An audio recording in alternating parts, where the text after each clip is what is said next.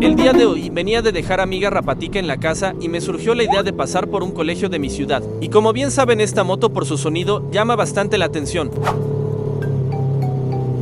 Así que la mamalona haría lo suyo.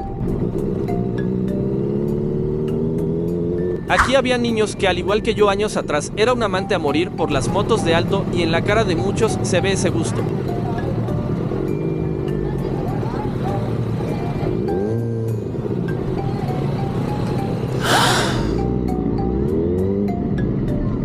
No sé yo, pero con los años que tengo esta clase de motos me siguen llenando de emoción al igual que ellos. Así que tengo una idea en mente para ustedes. ¿Les gustaría que fuera a algún colegio? Y si es así, ¿a cuál les gustaría que fuéramos? Los leo en los comentarios. Aquí los niños pidieron guaya, así que se les dio guaya. Un guatata no se le niega a nadie. Así que ya saben, muchachos, nos vemos en una próxima.